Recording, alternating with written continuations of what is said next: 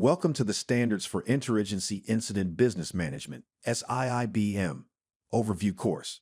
In this video, we will explore the fundamental aspects of the SIIBM, providing a comprehensive understanding for incident personnel.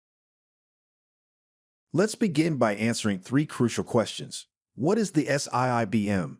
What is the intent of the SIIBM? And how is the SIIBM organized? The SIIBM, or PMS 902, is a comprehensive guide for managing business functions during incident operations. It ensures consistency and accountability across agencies involved in wildland fire management and other incident responses. The SIIBM is commonly called the Yellow Book, which refers to the color of its cover when it was produced in hard copy. It is now exclusively available online via the NWCG Publications Catalog. The SIIBM intends to provide standardized procedures and guidelines for incident business management, ensuring that financial and administrative processes are carried out efficiently and effectively. The SIIBM is organized into 9 chapters, each addressing different aspects of incident business management, including personnel, acquisition, property management, incident business management coordination, accident investigation and reporting, interagency cooperative relations, claims, cost accounting and reporting, and all hazards incident business management. It also includes a toolkit in its Appendix A. Chapter 10 of the SIIBM focuses on personnel, a cornerstone of incident business management. We'll dive into different pay authorities, explore premium pay, discuss timekeeping with references to CTR and OF.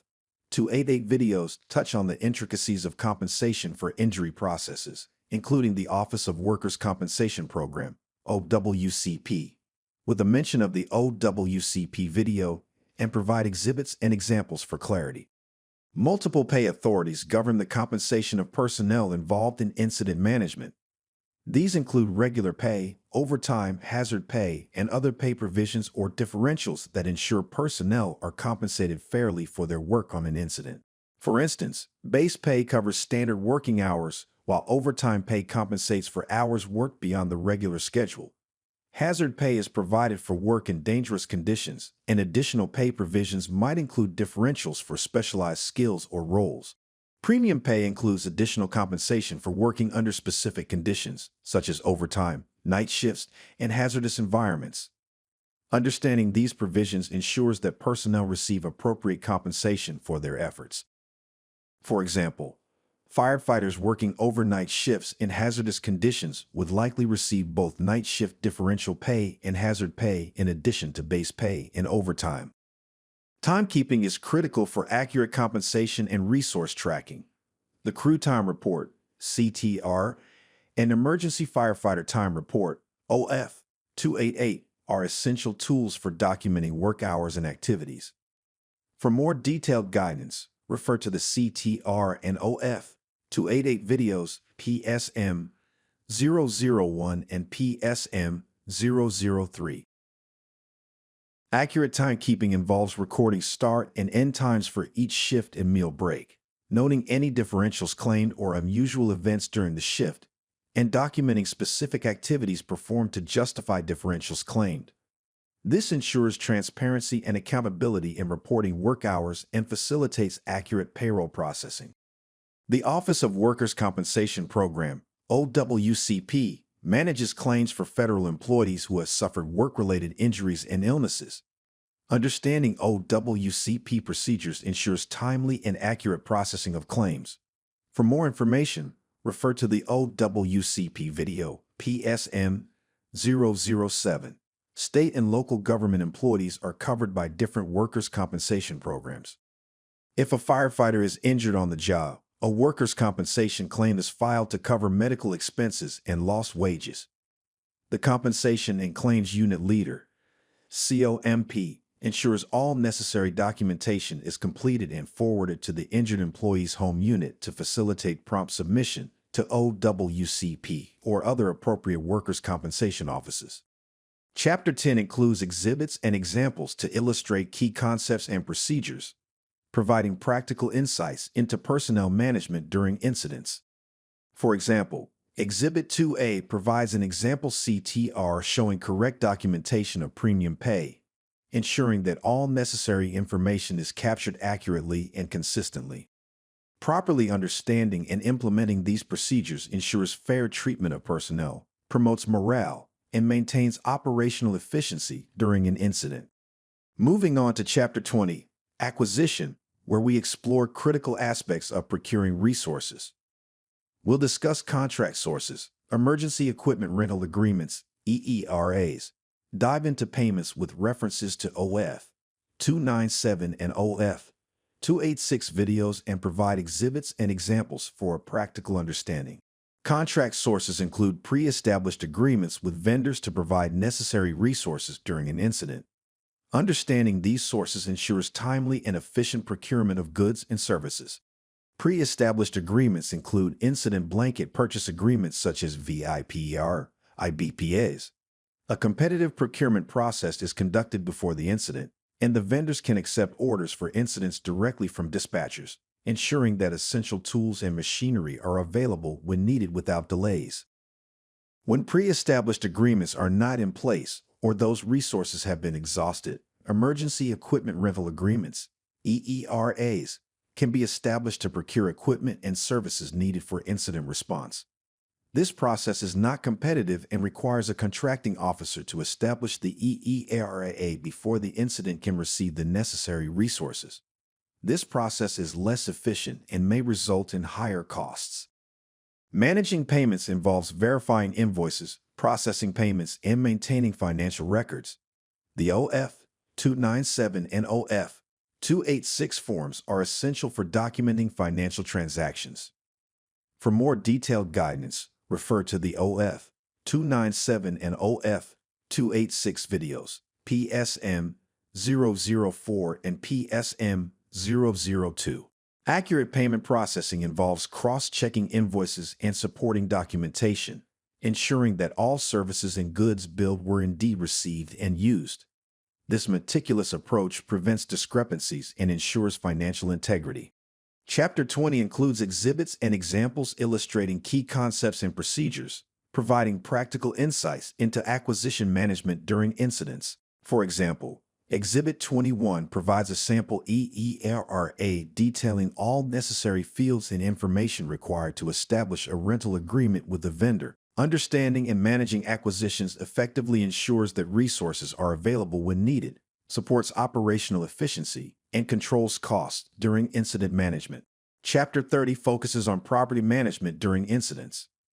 We'll explore the intricacies of managing property on an incident, touching on recycling and donations. Effective property management ensures that all resources are accounted for, maintained, and utilized efficiently. This includes tracking the use and condition of equipment, managing inventories, and ensuring proper disposal or return of resources at the end of the incident. For instance, each piece of equipment should have a unique identifier and be accounted for in incident records. Pre-use inspections ensure that equipment is in good working order when accepted at the incident. Recycling and donations are essential aspects of property management. Recycling reduces waste and supports environmental sustainability, while donations received can provide valuable resources to other agencies or communities in need. Properly managing these processes ensures compliance with regulations and promotes responsible resource use. Unused or surplus materials from an incident are the property of the host agency.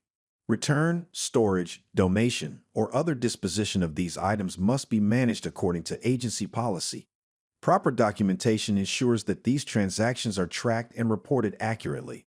Proper property management ensures efficient use of resources during an incident and supports sustainability and community goodwill through recycling and responsible management. Chapter 40 addresses the crucial aspect of incident business coordination. We'll discuss the coordination between the agency administrator, AA, incident business advisor, INBA, incident management team, IMT, and buying team, BOIT, emphasizing the importance of the finance package. Coordination among the AA, INBA, IMT, and buying team ensures that all aspects of incident business management are aligned and efficient. Effective communication and collaboration are essential for successful incident operations. Regular meetings allow for sharing information, identifying resource needs, and resolving any issues that arise. This ensures all teams can work together efficiently and effectively. The finance package contains all financial records and documentation related to the incident. Ensuring the finance package is complete and accurate is crucial for accountability and post-incident analysis. It includes detailed records of expenditures, contracts, payroll, and other financial transactions. A comprehensive finance package includes copies of all purchase orders, invoices, personnel time, and compensation for injury/illness records, claims, and financial summaries. Regular audits and reviews of the finance package help ensure that all financial activities are properly documented and compliant with regulations. Effective coordination and management of the finance package ensure transparency, accountability, and efficient use of resources. Chapter 50 explores the dynamics of interagency cooperation. We'll dive into formal agreements and discuss the military's involvement in incident business. Formal agreements between agencies establish the framework for cooperation and resource sharing during incidents. These agreements define roles, responsibilities, and financial arrangements, ensuring that all parties work together effectively. For example, an interagency agreement between federal and state agencies outlines how resources will be shared and who will bear the costs. This ensures a clear understanding and smooth collaboration during incident response. The military can play a significant role in incident response, providing personnel, equipment, and logistical support. Understanding how to integrate military resources into incident operations is essential for maximizing their effectiveness and ensuring smooth coordination. Military units may be deployed in a large-scale wildfire to assist with firefighting efforts. Coordination with military liaisons ensures their resources are used effectively and aligned with incident objectives. Effective interagency cooperation and integration of military resources enhances the overall response capability during incidents. Moving on to Chapter 70, where we explore the intricacies of claims. We'll cover different types of claims and provide insights into government property claims, referencing the claims video, PSM 006. Claims can arise from various situations during incident operations, including contract administration, property damage, and equipment loss. Understanding the different types of claims and the procedures for processing them ensures that all claims are handled fairly and efficiently. For example, if a piece of contracted equipment is damaged during operations, a contract claim could be filed to recover repair or replacement costs. Proper documentation, including unit logs, investigation reports, and witness statements, is crucial for processing these claims. Tort claims involve the loss, damage, or destruction of privately owned equipment and resources. Prompt reporting, investigation, and documentation are essential, and incident personnel must not encourage or assist a claimant in filing a claim or provide any comments to the claimant regarding the merits of a claim. For more detailed guidance, refer to the claims video, PSM 006. Consider a scenario where firefighting equipment is damaged during operations. A government property claim could be filed to document the damage, estimate repair or replacement costs, and ensure the equipment is repaired or replaced promptly. If an employee's personally owned property were to be damaged during an assignment, an employee claim could be filed with the employee's home agency. These claims must also be investigated and documented in the incident records. Properly managing claims ensures that personnel and resources are protected and financial losses are minimized. Chapter 80 dives into the critical realm of cost accounting and reporting. We'll explore incident costs and the essential process of tracking them. Tracking incident costs accurately is vital for financial accountability and post-incident analysis. This includes recording actual and estimated expenditures, monitoring budget allocations, and ensuring that resources are used efficiently.